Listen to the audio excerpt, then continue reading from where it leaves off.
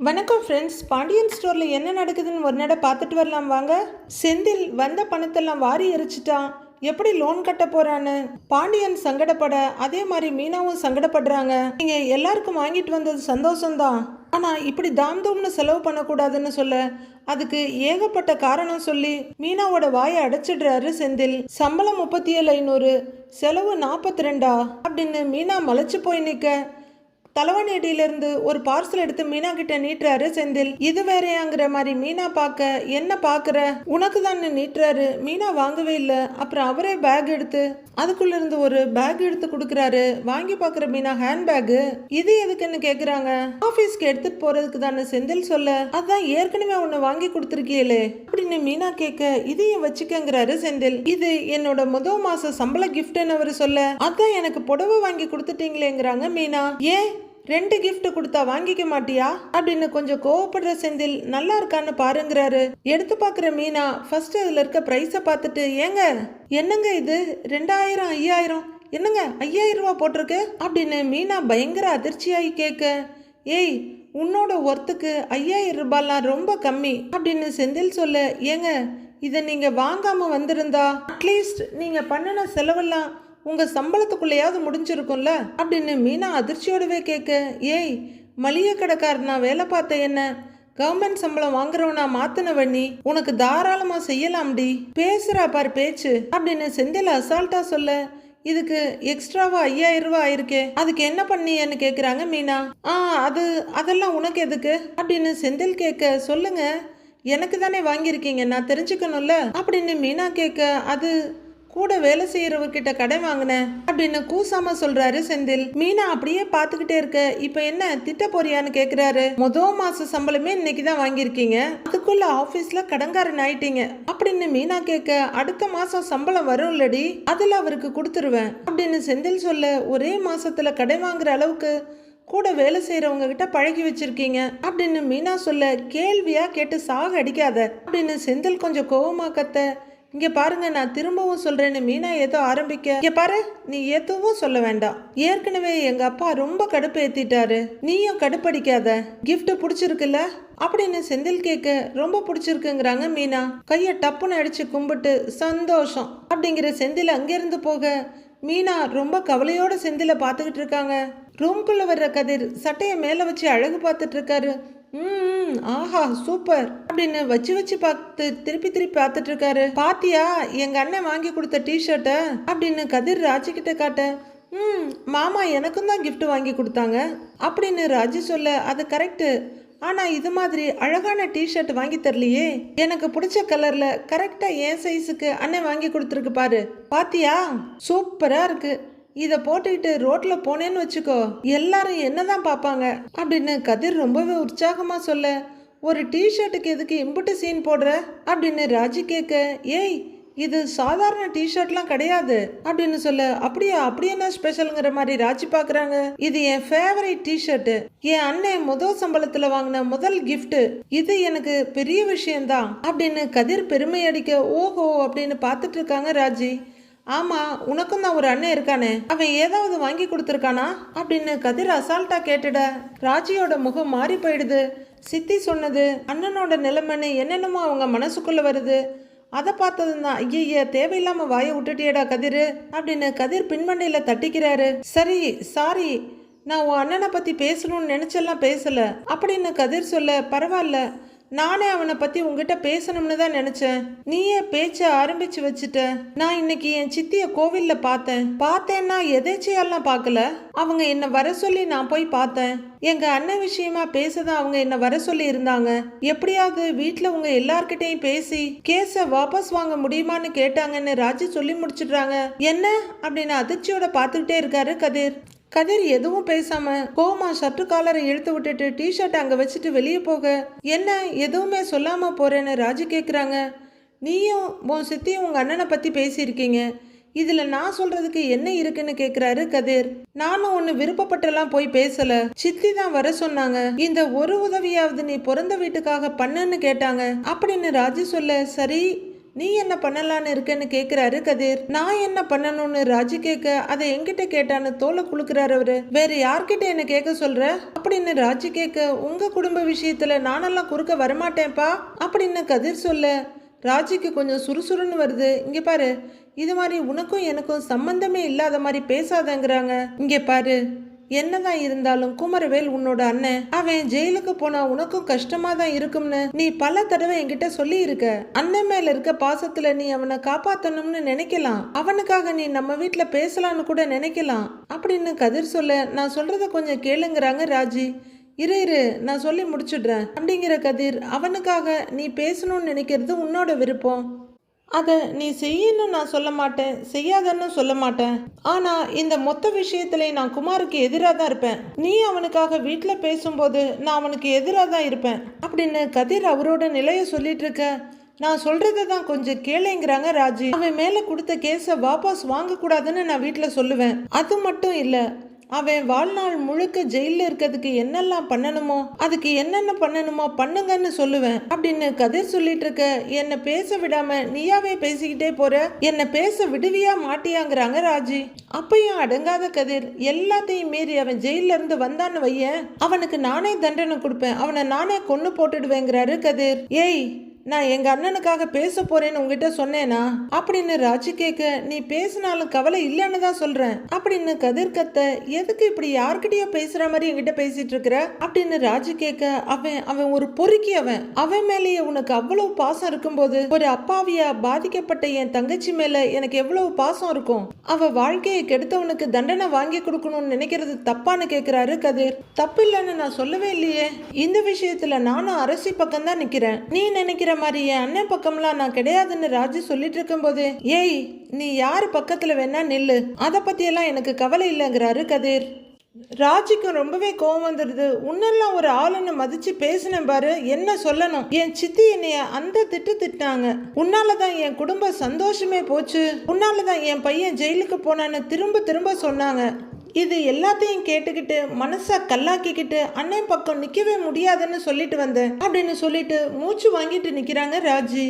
ஆனா வீட்டுக்கு வந்ததுக்கு அப்புறம் சித்தியை நினைச்சும் அண்ணனை நினைச்சும் கவலை அதிகமாயிடுச்சு. என் கவலையை உங்ககிட்ட ஷேர் பண்ணலான்னு வந்தா நீ என்னமோ தாம் தூம்னு குதிக்கிற அப்படின்னு ராஜி சொல்ல, இல்ல அதுன்னு தடுமாறுறாரு கதிர். இரு, நானும் ஒரு பொண்ணு தான், அரசி இருந்த இடத்துல தான் நானும் இருந்தேன், எனக்கு அவங்களோட வழியெல்லாம் நல்லாவே புரியுது. நடந்த விஷயத்துல நான் அவ பக்கம் தான் நிக்கிறேன், என் அண்ணனுக்காகலாம் நான் பேச மாட்டேன். ஆனா எதையும் நீ காது கொடுத்து கேட்கறதே கிடையாது, நீ பேசணும்னு நினைக்கிறதெல்லாம் பேசுங்கிறாங்க ராஜி. நான் என்ன சொல்ல வரேன் நான் கதிர் ஆரம்பிக்க, இப்ப ராஜி நிறுத்துங்கிற மாதிரி கையை காமிச்சிட்டு, வேண்டாம் நீ ஒண்ணுமே சொல்ல வேண்டாம், நான் இந்த வீட்டுக்கு வந்ததுல இருந்து இன்னைக்கு வரைக்கும் என்னென்னமோ நடந்து போச்சு, ஒவ்வொரு விஷயமும் நடக்க நடக்க எனக்கு ஓ மேல இருக்க புரிதல் அதிகமாயிடுச்சு, இந்த வீட்டு மேல இருக்கிற புரிதலும் அதிகமாயிடுச்சு. ஆனா உனக்கு தான் எதுவுமே நடக்கல, கொஞ்சம் கூட என் மேல புரிதலே இல்லைல்ல உனக்கு. இனிமே ஏதாவது ஒரு விஷயத்துக்கு நான் உங்ககிட்ட பேச வந்தேன்னு வையேன், அப்ப என்கிட்ட கேளு அப்படின்னு ராஜி தன்னோட பாதி மனசை திறந்து காட்டி கத்துன்னு கத்திட்டு போயிடுறாங்க. அவங்க பேசாம பெட்ல படுத்துட என்ன பேசுறதுன்னு புரியாம நின்னுட்டு இருக்காரு கதிர். ராஜி நல்லா தூங்கிட்டு இருக்க கதிர் திடுக்குன்னு எழுந்து உட்கார்றாரு. அவரு முகத்தை தொடச்சிட்டு ராஜியை பார்க்க அவங்க நல்லா தூங்கிட்டு இருக்காங்க.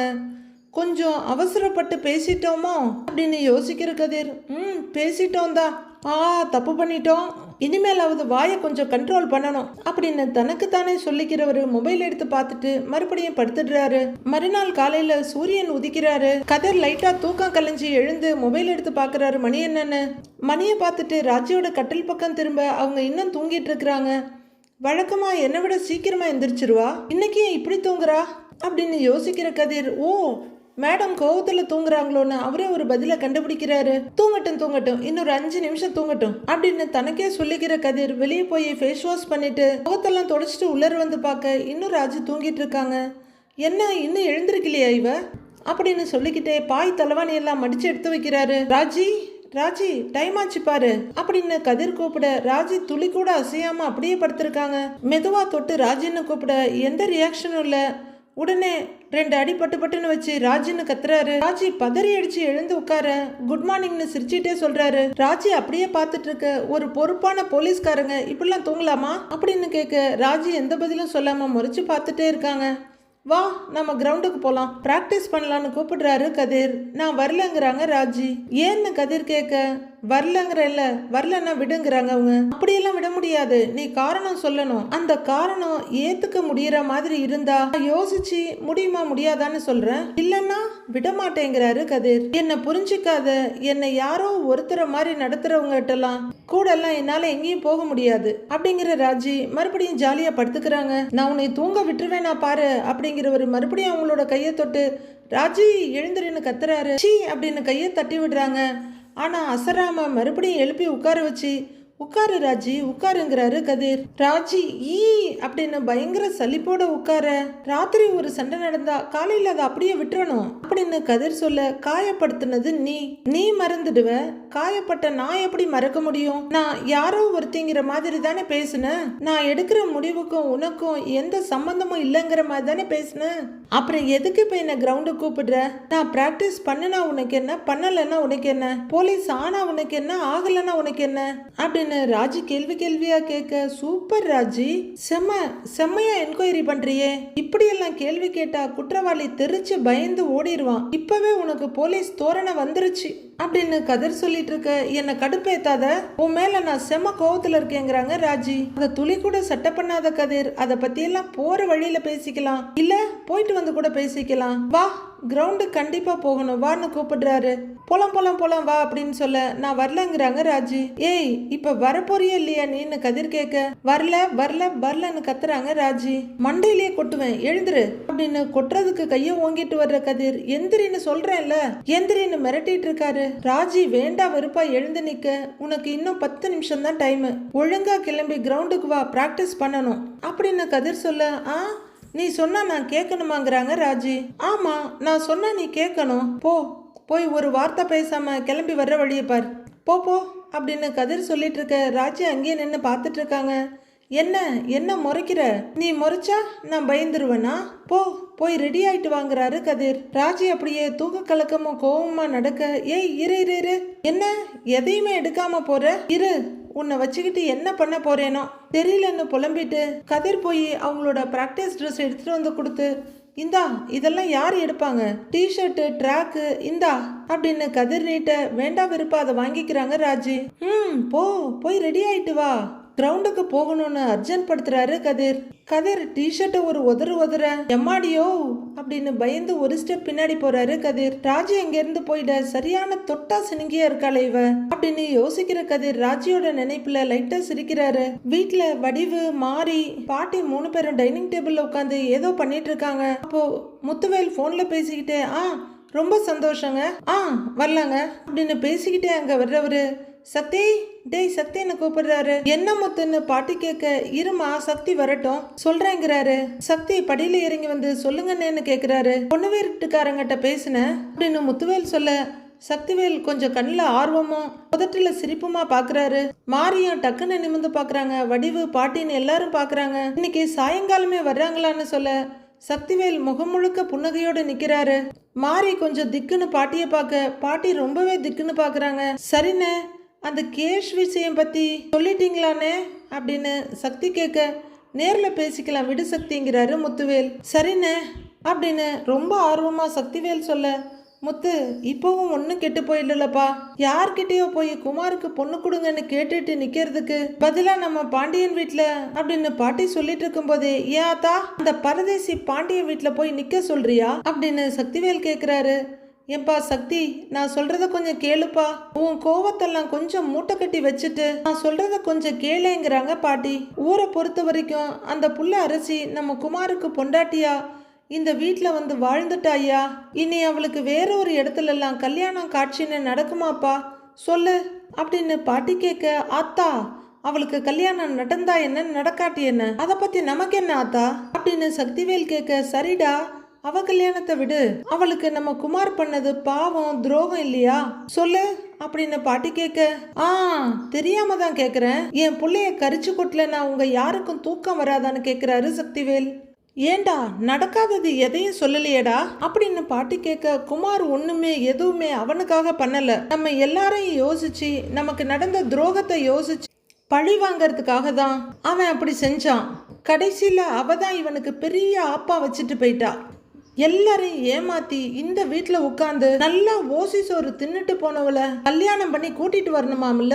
கல்யாணம் அப்படின்னு சக்திவேல் சோறு தான் பெரிய பிரச்சனைங்கிற மாதிரி பேச, வேணாண்டா, தப்புடா சக்திவேல், தப்பு, இப்படி மனசாட்சியே இல்லாம இப்படிலாம் பேசாத அப்படின்னு பாட்டி சொல்ல, அம்மா குமார் அரசி கதையெல்லாம் முடிச்சு போன விஷயம், மறுபடியும் அதை பத்தி பேச வேண்டாம். சாயங்காலம் பொண்ணு வீட்டுக்காரங்கெல்லாம் வர்றாங்க, நீங்க அதுக்குண்டான வேலையை கவனிங்க அப்படின்னு முத்துவேல் சொல்லிட்டு அங்கிருந்து போயிட கூடவே சக்திவேலும் போறாரு. எதுவும் சொல்லாம பார்வையாளரா நின்ன மாரியும் வடிவும் உட்கார, ஏமா வடிவு அப்படின்னு பாட்டி கூப்பிட வடிவு நிமிந்தி பாக்குறாங்க. அரசிக்கும் குமாருக்கும் கல்யாணம் பண்ணி வைக்கிறது தான் சரின்னு நீயாவது கொஞ்சம் எடுத்து சொல்லக்கூடாதாமான்னு கேக்குறாங்க. எப்படி அத்தை, எனக்கே சரின்னு தோணாத ஒரு விஷயத்த நான் எப்படி சொல்லுவேன் அப்படின்னு வடிவு கேட்க, போய் இவகிட்ட சொன்னோமே அப்படின்னு பாட்டி முகத்தை திருப்பிக்கிறாங்க. அடுத்த அஸ்திரம், ஏமா மாறி உனக்கு இந்த கல்யாணம் சரியா வரும்னு தோணுதான்னு கேக்குறாங்க. தெரியல அத்தை, எனக்கு எதுவுமே தெரியல. கோமதிய அவங்க அண்ணனுங்க 2 பேரும் ஆசையா வளர்த்தாங்க தான், அவ ஓடி போனதும் மொத்தமா உடைஞ்சாங்க தான், அதுக்கு பழி வாங்குறேன்னு கிளம்பி போய் கேஸ் எல்லாம் வாங்கிட்டு வந்து நிக்கலையே, இவனுக்கு ஏன் தான் புத்தி இப்படி போச்சோ தெரியல அப்படின்னு தலையில அடிச்சுக்கிற மாதிரி தங்கச்சி ஓடி போனாலாம், அதுக்கு பழி வாங்குறேன்னு இவன் வாழ்க்கையை கெடுத்துக்கிட்டு நிக்கிறானே அப்படின்னு மாறி சொல்ல வடிவு கொஞ்சம் சங்கடமா உட்கார்ந்துருக்காங்க. குத்தவாளின்னு தீர்ப்பு சொல்லி ஒரு 5 வருஷமோ 10 வருஷமோ ஜெயில போட்டா அவன் வாழ்க்கை என்ன ஆகும் அத்தை அப்படின்னு கலங்கி போய் கேட்ட மாதிரி அழவே ஆரம்பிச்சிடுறாங்க. இந்த கேஸ மட்டும் எப்படியாவது வாபஸ் வாங்கிட்டாங்கன்னா குமார் பொழைச்சுக்குவான், ஆனா அதை எப்படி பண்ண வைக்கிறதுன்னு தான் தெரியல அப்படின்னு மாறி சொல்ல, எல்லாரும் தடவையா கோர்ட்டுக்கு போனப்பவே நான் கோமதி வீட்டுக்காரர்கிட்ட இத பத்தி பேசினேன், கேஸ வாபஸ் வாங்க சொல்லி நான் அவர்கிட்ட எவ்வளவோ பேசினேன், ஆனா அவர் முடியாதுன்னு சொல்லிட்டாரே அப்படின்னு பாட்டி சொல்ல, ஓ இவங்களும் பேசியிருக்காங்களான்ற மாதிரி மாறியும் வடிவும் அவங்கள சேர்ந்தாப்புல பாக்குறாங்க. கூடவே வளர்ந்த ராஜுகிட்ட பேசிய வேலை ஆகல அப்படின்னு மாறி சொல்ல வடிவு திடுக்குன்னு பாக்குறாங்க. இதுல கோமதி வீட்டுக்காரர்கிட்ட பேசி என்ன ஆக போகுதுன்னு மாறி சொல்ல, மாறி நீ ராஜுகிட்ட பேசுனியா அப்படின்னு வடிவு கேட்க, ஆமாக்கா, நேத்து கோவில்ல பார்த்து பேசுனேன், உன் கால்ல கூட விழறேன், உன் வீட்டு ஆளுங்க கிட்ட பேசுன்னு சொன்னேன், ஆனா அவ முடியாதுன்னு சொல்லிட்டா, அம்மா மாதிரி பாசமா வளர்த்த சித்தி கெஞ்சிராளேன்னு கொஞ்சம் கூட யோசிக்கவே இல்லக்கா, அவ என்ன கொஞ்சம் கூட மதிக்கவே இல்ல, இனிமே யார் மேலேயும் பாசம் வைக்கவே கூடாது, இனிமே நான் யார்கிட்டையும் எதுவும் கேட்கறதாவும் இல்ல, எதுவும் பண்றதாவும் இல்ல, யார்கிட்டையும் கெஞ்சுறதாவும் இல்லைன்னு மாறி அழறாங்க. விதி விட்ட வழி எல்லாமே அப்படியே நடக்கட்டும்னு அவங்க சொல்லிட்டு இருக்க, சுகன்யா அங்க வர்றாங்க. அவங்க மாறியும் வடிவையும் மாறி பார்த்துட்டு மாறிக்கிட்ட, ஏங்கா நீ ஒரு மாதிரி இருக்கன்னு கேக்குறாங்க. ஏதாச்சும் பிரச்சனையான்னு சுகன்யா கேட்க, மாறி அழுதுகிட்டு இருக்க, இவகிட்ட போய் ஏதாவது சொல்லணுமா என்னங்கிற மாதிரி வடிவும் முகத்தை திருப்பிக்கிறாங்க. பாட்டியும் பேசாம இருக்காங்க. மாறி எழுந்து போயிட, அக்கா அப்படின்னு சுகன்யா கூட்டு பார்க்க அவங்க திரும்பி கூட பார்க்காம போறாங்க. அடுத்து என்னாச்சுக்கான வடிவு கிட்ட கேட்க, ஒன்னும் இல்லம்மா, அவ பையன் குமார நினைச்சு வருத்தப்பட்டுக்கிட்டு இருக்கா அப்படின்னு பாட்டி சொல்ல, ஆமா கொஞ்ச நேரத்துக்கு முன்னாடி பெரிய மாமா வெளியில நின்னு யார்கிட்டயோ பொண்ணுக்கு என்னெல்லாம் பேசிட்டு இருந்தாரு, என்ன விஷயம்னு கேக்குறாங்க சுகன்யா. அதை ஏன் கேக்குறம்மா, வேண்டான்னு நான் எவ்வளவோ சொல்லியும் குமாருக்கு இன்னொரு கல்யாணம் பண்றதுக்கு ஏற்பாடு பண்ணிக்கிட்டு இருக்காங்க அப்படின்னு பாட்டி சொல்ல, கல்யாணமா அப்படின்னு அதிர்ச்சியா கேக்குறாங்க சுகன்யா. ஆமாம்மா, ஏற்கனவே ஒரு பொண்ணை பார்த்து வச்சிருந்தாங்கல்ல, அந்த பொண்ணு குடும்பத்துக்கிட்ட பேசி முடிக்க போறாங்களாம். எனக்கு என்ன பேசுறதுன்னு தெரியல, என்ன சொல்றதுன்னு தெரியல, எல்லாம் ஆண்டவே விட்ட வழி அப்படின்னு பாட்டியும் எழுந்து போறாங்க. அடுத்து அங்க உட்கார்ந்துருக்க வடிவு, சுகன்யா இதெல்லாம் போய் எதிர்த்த வீட்டுல சொல்லிட்டு இருக்காத என்ன அப்படின்னு சொல்ல, சச்ச நான் ஏங்கா நம்ம வீட்டு கதையெல்லாம் போய் அங்க சொல்ல போறேன், அதெல்லாம் சொல்ல மாட்டேங்கிறாங்க. சரி காஃபி டீ ஏதாவது குடிக்கிறியான்னு வடிவு கேட்க, ஆஹா வேண்டாங்க்கா, உங்களுக்கு வெங்காயம் ஏதாவது வெட்டட்டுமான்னு கேக்குறாங்க சுகன்யா. வெட்டுன்னு சொல்ல பரபரப்பா பக்கத்துல உட்காந்து ஆனியன் சாப் பண்ண ஆரம்பிக்கிறாங்க சுகன்யா. ஹால்ல பாண்டியன் பேப்பர் படிச்சிட்டு இருக்க, மீனா முதல்ல வெளியே வர்றாங்க, கூடவே செந்திலும் வெளியே வர்றாரு. 2 பேர் அங்க இருக்க பாண்டியனை பாக்குறாங்க. உடனே மீனா, இங்க பாருங்க, வேலைக்கு போற நேரம் மாமா கிட்ட ஏதாவது சண்டை இழுத்துட்டு இருக்காதீங்க அப்படின்னு சொல்ல, நான் ஏன் அவர்கிட்ட போய் சண்டை போட போறேன் அப்படின்னு செந்தில் சொல்ல, வாங்கன்னு கூட்டிட்டு வர்றாங்க மீனா. ஹாலோட சென்டருக்கு 2 பேர் வர, அம்மான்னு கூப்பிடுறாரு செந்தில். இதோ வரேன்டா அப்படின்னு குரல் கொடுத்துக்கிட்டே அங்க வர்ற கோமதி, டிஃபன் எடுத்து வைக்கிறேன்டா சாப்பிடுங்கிறாங்க. எனக்கு வேண்டான்னு செந்தில் சொல்ல, ஏண்டான்னு கேக்குறாங்க. பசிக்கல அப்படின்னு செந்தில் சொல்ல, ஏன் பசிக்கலன்னு கேக்குறாங்க கோமதி. பசிக்கலன்னா விடேமா அப்படின்னு செந்தில் சொல்ல, மீனா நீயாவதுங்கிறாங்க கோமதி. அத்தை நான் தான் சாப்பிட்டுட்டேனே அத்தைங்கிறாங்க மீனா. ஏய் நான் அதை சொல்லலடி, இவனை சாப்பிட சொல்லலாம் இல்லன்னு கேக்குறாங்க கோமதி. நான் சொன்னேன் அத்தை, கேட்க மாட்டேங்கிறாரு அப்படின்னு மீனா சொல்ல, செந்தில் ஒரு கண்ணால பாண்டியனை பார்க்க, பாண்டியன் அப்பப்ப இவங்களையும் இவங்க பேசுறதையும் கேட்டுட்டு பார்த்துட்டு இருக்காரு. ஏய் கொஞ்சமாவது சாப்பிட்டுட்டு போடா அப்படின்னு கோமதி சொல்ல, வேண்டாமா அப்புறம் அதையும் யாராவது சொல்லி காட்டுறதுக்கா அப்படின்னு பாண்டியனை பார்த்துக்கிட்டே ஜாடையா சொல்றாரு செந்தில். பாண்டியனும் கையில பேப்பரும் பார்வை செந்தில் மேலேயுமா உட்கார்ந்துருக்காரு. இங்க பாரு, அவர் ஏதோ பேச்சுக்கு சொன்னாரு, அதையும் பெருசா எடுத்துக்கிறேன் நீன்னு கோமதி கேக்குறாங்க. மீனா காலையில நேரத்துல ஏதாவது ஆரம்பிச்சிட போறாருன்னு பயத்தோட பாத்துட்டு இருக்காங்க. உடனே கோமதி, ஏங்க நீங்க நேத்து பேசுனத மனசுல வச்சுக்கிட்டு சாப்பிடாம போறேங்கிறாங்க கோமதி. பாண்டியன் பதில் எதுவும் சொல்லாம உட்கார்ந்துருக்க. முதல் மாச சம்பளத்துல உங்களுக்கு ஆசையா வாட்ச் வாங்கிட்டு வந்திருக்கான், அதை வாங்கி கையில கட்டிக்காம அவனை எதுக்குங்க சங்கடப்படுத்துறீங்க அப்படின்னு கோமதி கேட்க, செந்திலும் பாண்டியனை தான் பார்த்துட்டு இருக்காரு. ஆனா பாண்டியன் தலை குனிஞ்சு அப்படியே உட்கார்ந்துருக்காரு. டேய் செந்தில், நீ போய் அந்த வாட்சை எடுத்துக்கிட்டு வா, அவரு கையில கட்டிக்குவாரு, இல்ல நீயே கட்டி விடு, அவரு சரியாயிடுவாருங்கிறாங்க கோமதி. அவரு வேண்டான்னு சொன்ன மன வருத்தம் உனக்கு எதுவும் வேண்டாம், போ போ போய் எடுத்துட்டு வா அப்படின்னு கோமதி சொல்ல, சரின்ற மாதிரி செந்தில் உள்ளர போக, கோமதி எனக்கு யாரோட வாட்சும் வேண்டாம் அப்படின்னு சொல்ல, திரும்பின செந்தில் அப்படியே திரும்பி இவரை பாக்குறாரு. இங்க பாருடி, இந்த வாட்சை நான் 15 வருஷமா கட்டிட்டு இருக்கிறேன், இப்ப வரைக்கும் நிக்காம ஓடிக்கிட்டு தான் இருக்கு. ஒருவேளை இந்த வாட்ச் ஓடாம அப்படியே நின்னு போனாலும் ரிப்பேர் பண்ணி கட்டுவேன். ஆனா இவன் வாங்கிட்டு வந்த வாட்சை நான் வாங்கிக்கவும் மாட்டேன், கட்டிக்கவும் மாட்டேங்கிறாரு பாண்டியன். உடனே கோமதி நிலைமையை சமாளிக்க, சரி சரி நீங்க வாங்கவும் வேணாம் கட்டவும் வேணாம், காலையிலேயே ஆரம்பிச்சிடாதீங்கிறாங்க. ஏய் என்னடி காலையில ஆரம்பிக்காதங்கிற அப்படின்னு கத்த, ஐயோ அப்படின்னு கோமதி பாக்குறாங்க. மீனாவும் எதுவும் சொல்ல முடியாம அவரையே பார்த்துட்டு இருக்க. கொஞ்சமாவது அறிவு இருக்காடி இவனுக்கு, இல்ல கொஞ்சமாவது பொறுப்பு தான் இருக்கா, இல்ல கேக்குறேன்னு பாண்டியன் சொல்ல, என்ன சொல்லலான்னு பாக்குறாங்க கோமதி. இங்க பாருடி, 5000மோ 10,000மோ இல்ல, இவனை நம்பி 10 லட்ச ரூபா சொலையா அந்த புள்ள லோன் எடுத்து கொடுத்துருக்கு. அதை கட்டுறதுக்கு என்ன வழின்னு எப்பவாவது யோசிச்சிருப்பானா இவன்? அதை பத்தி கொஞ்சம் கூட யோசிக்கலையே இவன். சம்பளம் வாங்கிட்டு வந்து ஏதோ ஒரு 1/2 கிலோ லட்டு வாங்கிட்டு வந்து ஆளுக்கு ஒன்றா கொடுத்தா பத்தாதாக்கும், ஆளுக்கு ஒரு கிஃப்ட் வாங்கிட்டு வந்து நிற்கிறான். என்ன செய்யறது, பெரிய ராஜ பரம்பரையில பிறந்தவர், தாராளமா செலவு பண்றாரு அப்படின்னு பாண்டியன் நக்கலா சொல்லிட்டு இருக்க.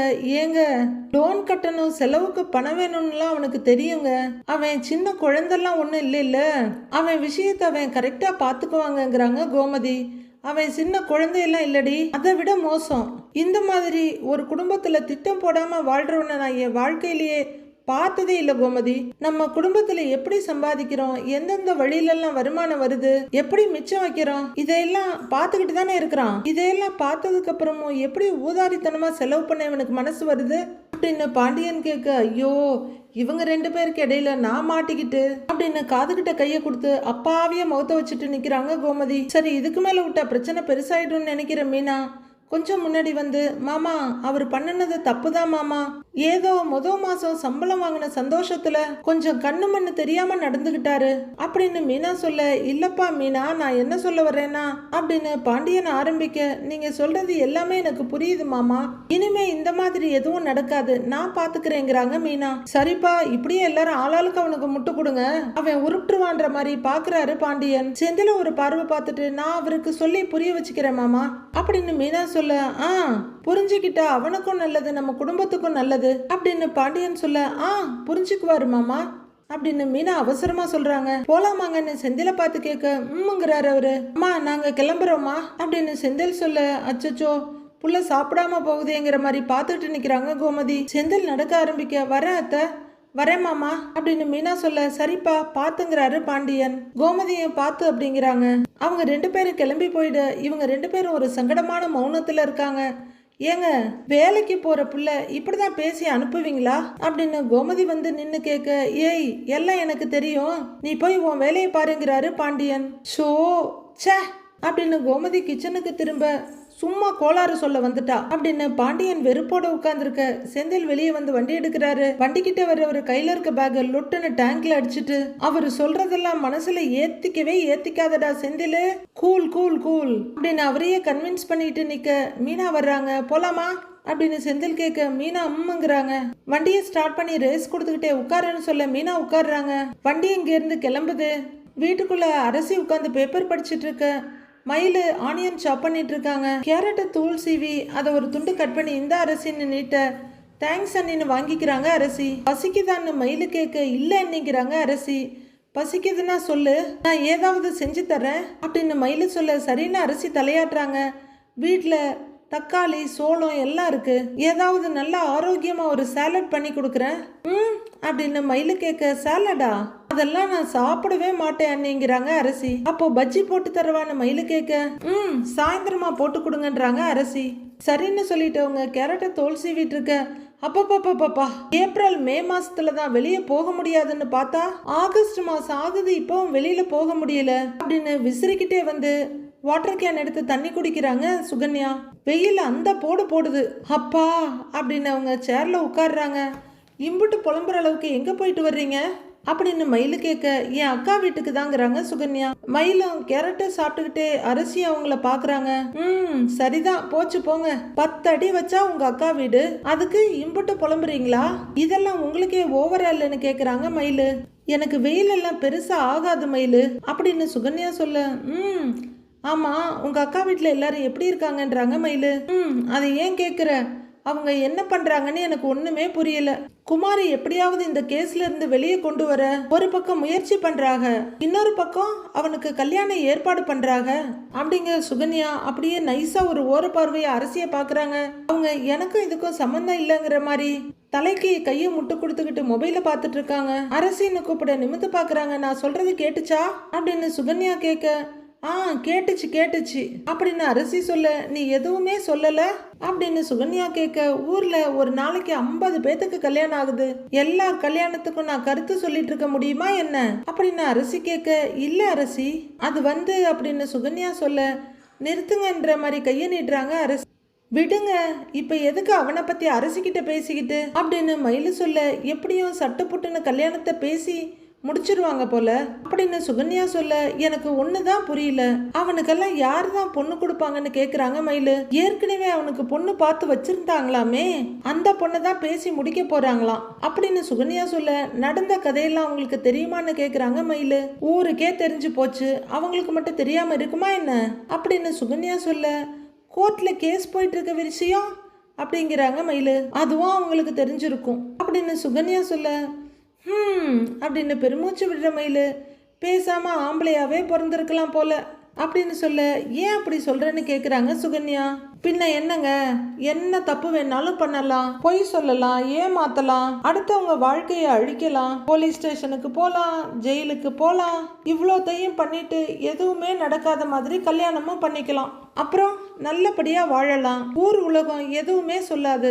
இதே பொண்ணா பொருந்திருந்தா எந்த தப்பு பண்ணினாலும் ஊருக்கு பயந்துகிட்டு உலகத்துக்கு பயந்துகிட்டு வாழணும்னு மயிலு சொல்ல அது என்னமோ நீ சொல்றது நியாயம்தான், இந்த உலகமே ஆம்பளைங்களுக்காக தானே சுத்துது அப்படின்னு அப்பட்டமா பொய் சொல்றாங்க சுகன்யா. அப்போ ராஜி எம்டி பக்கெட்டோட வேகமா அங்க வர என்ன ராஜி துணியெல்லாம் காய போட்டுட்டியான்னு கேக்குறாங்க மயிலு. போட்டுட்டேன் கண்ணு பக்கெட்டை வச்சுட்டு பக்கத்து சேர்ல உட்காடுறாங்க ராஜி. அரசி என்ன பேப்பர்லாம் படிக்கிற அப்படின்னு ராஜி கேட்க சும்மாதான் அண்ணிங்கிறாங்க அரசி. அண்ணி பேப்பர்ல நான் ஒன்னு பார்த்தேன் அப்படின்னு அரசி சொல்லிட்டு தேட என்னன்னு பாக்குறாங்க ராஜி. இதோ இங்க பாருங்களேன் அப்படின்னு ஒரு நியூஸ் எடுத்து கொடுக்க அதை படிக்கிறாங்க ராஜி. என்னதுன்னு ஆர்வமா எட்டி பாக்குறாங்க மயிலு. அது ஒரு டான்ஸ் ஷோவுக்கான விளம்பரம். அண்ணி டான்ஸ் ஷோவா அப்படின்னு அரசி சொல்ல எது சென்னையில நடக்க போகுதே அதுவான்னு கேக்குறாங்க மயிலு. அதேதான் அப்படின்னு அரசி சொல்ல நான் கூட பார்த்தேன். அது என்ன ராஜி, இந்த டான்ஸ் ஷோன்னு வந்தா மட்டும் பெரிய பெரிய பரிசா கொடுக்குறாங்க, அம்பாசமுத்திரத்துல பைக்கு, இதுல 10 லட்சம் ரூபா பரிசா அப்படின்னு மயிலு சொல்ல உடனே ராஜுக்குள்ள பிளாஷ் அடிக்குது. மறுபடியும் பேப்பரை பார்க்க என்ன ராஜி பார்த்த உடனே உனக்கு ஆர்வம் வந்திருக்கணுமே, கலந்துக்கணும் போல தோணுமே, ஏற்கனவே ஒரு போட்டியில கலந்துகிட்டு பைக் வாங்கினவ தானே நீ, பேசாம இதுலயும் கலந்துகிட்டு ஜெயிச்சுடு, 10 லட்சம் ரூபா கிடைக்கும் ராஜி அப்படின்னு மயிலு சொல்ல இவ போட்டியில கலந்துக்கிறேன்னு சொன்னதும் வீட்டில் அப்படியே விட்டுடுவாங்களா அப்படின்னு சுகன்யா ஒரு மாதிரி குரல்ல கேட்க ஏன் அதெல்லாம் ராஜி கலந்துக்கிறேன்னு சொன்னா வீட்டுல விட்டுடுவாங்க ஏன் ராஜி அப்படின்னு மயிலு கேக்குறாங்க. அடுத்து ராஜி அப்படியே அசந்து போய் உட்கார்ந்துருக்க இதை பத்தின விவாதத்தை கண்டினியூ பண்ணிட்டு இருக்காங்க சுகன்யாவும் மயிலும். மறுபடியும் அவங்க ஆட பார்க்க அதுல வெற்றி பெற்றவர்களுக்கு 10 லட்சம் பரிசுன்னு இருக்கு, இதுல வின் பண்ணா கதிருக்கு டிராவல்ஸ் பிசினஸ் ஆரம்பிக்க தேவையான பணம் போதுமேன்ற மாதிரி யோசிக்கிறாங்க ராஜி. அடுத்து என்ன நடக்க போகுது அவங்க போட்டியில் கலந்துக்க போகிறாங்களா, வீட்டில் இருக்கவங்க அலோவ் பண்ணுவாங்களா? என்னதான் கதிர் விட்டேத்தியாக நடந்துக்கிட்டாலும் ராஜிக்கு அவர் மேலே ரொம்பவே காதல் இருக்குன்றத அவங்க பேசுறதுல இருந்தே தெரிஞ்சுக்கலாம். அடுத்து என்ன நடக்க போகுதுன்னு நாளைக்கு பார்க்கலாம் ஃப்ரெண்ட்ஸ்.